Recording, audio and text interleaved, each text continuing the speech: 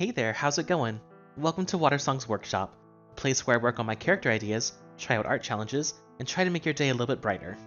So today, I decided to take a recommendation from one of my commenters and draw the most powerful mythical beings to ever roam the land. Creatures with powerful wings and powerful magic that can alter the universe. That's right, we're drawing fairies. What? What were you thinking of? Anyways, I was asked to create my interpretations of different types of fairies based on the sun, the moon, the stars, and the ocean.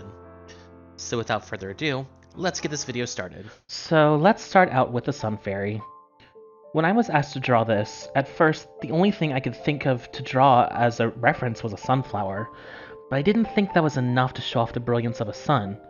So I decided to do a bit of reference searching. One of the things I found was the Japanese flag, and remembered that Japan is also known as the land of the rising sun, and thought that it would be really cute to have a fairy in a kimono with a traditional Japanese hairstyle. Of course, I still wanted to keep the sunflower idea too, so I kept the color scheme of the sunflower with the warm yellow, orange, and brown colors. I also wanted the fairly simple design of the kimono to be filled with a busy pattern, so I threw some sunflowers and sunbeams on there to give it some life. Lastly, I wanted to tie off my concept with one more thing. I found a bug called the sun beetle that really popped out to me. It had the same beautiful yellow and browns as the sunflower, and had long, thin, angular wings that almost resembled origami-like folds, so I really wanted to incorporate it into my sun fairy. I decided to use the wings so that my fairy could fly, and I used the design of the beetle's exoskeleton as her earrings. My thoughts about her personality are that she's very elegant and graceful, with just a tiny dash of snootiness. She gives me a tough love mom vibe. No nonsense, but plenty of care. I'd like to think that she uses her sun powers to cast light in the darkness, heal wounds, and even raise the sun. But yeah, here's my interpretation of a sun fairy.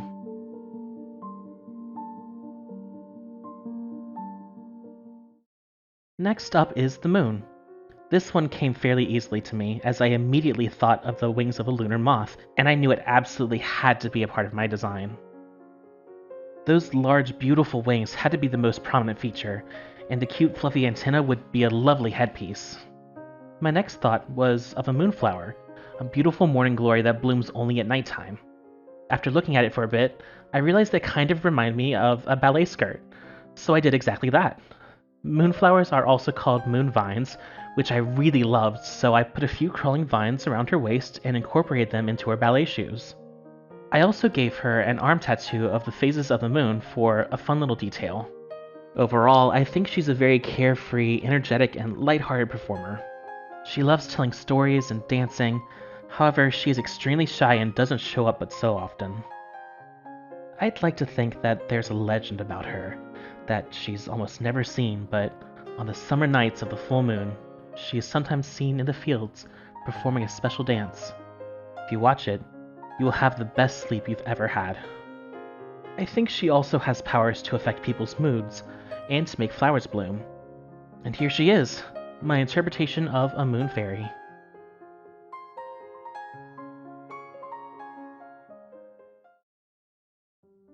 This one was arguably the hardest one for me to figure out, but turned out to be one of my favorites. I love stars, and quite often use them in my art if I want to add a touch of magic to it. But for one reason or another, I couldn't quite figure out what I wanted to do for a star fairy. Finally, I found something that worked for me.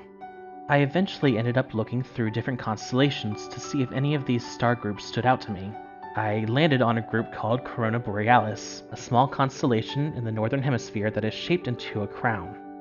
Mythology states that Dionysus gave this crown to a Cretan princess, whose name I'm probably going to botch, but I'll try anyways, Ariadne, after they married. My thought was, what if this star crown was passed down through generations, and eventually was given to this star fairy princess? Put this silver crown on her head and gave her some shining jewelry in the shape of the constellation to show how connected she is to her past. I gave her a long, flowy dark dress that shows how extensive the night sky is, and threw stars and galaxies all over it to further resemble the night sky. Lastly, I gave her glowing cyber wings that I'm not entirely sure matches her vibe, but they remind me of a brilliant star and looks like a cool contrast to the flowy silhouette. I imagine her as a wise and eloquent ruler who maybe is a bit emotional and humble. She's very powerful and cares a lot about her history. Being a distant offspring of a god, she'd have many powers, but her most known ability is her stunningly accurate foresight. I hope you like my concept for my Star Fairy. It was really fun to put together after my gears started turning.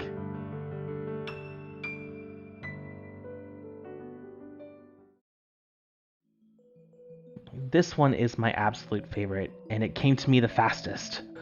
I have a deep connection to water, and my mind is clearest when I have an art project that relates to it. When I heard that the last one was an ocean fairy, I had ideas immediately. It may have helped a bit that one of the most recent things I watched was The Little Mermaid, but I immediately wanted to know what a mermaid fairy would look like. I wanted her to be frilly and dramatic, and though not an ocean creature per se, the fish that popped in my head was a betta. Between the dramatic moodiness, the beautiful colors, and the flamboyant fin shapes, this fish was perfect. So I turned her wings to fins in the shape of butterfly wings, and gave her a tail, a signature seashell bra, and a few pearls for that extra ocean touch. Overall, she'd absolutely be dramatic and moody, but also persuasive and enchanting. I could see her having powers that control the tides, charm people or creatures, and spy on other creatures through her magic pearls. Most mermaids have a siren call too, so maybe she would use that for charming people. Anyways, here's the final fairy of this video, my interpretation of an ocean fairy.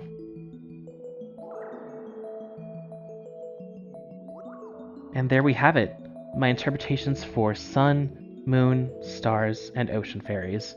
What do you think? What would you like to see next? Let me know in the comments below.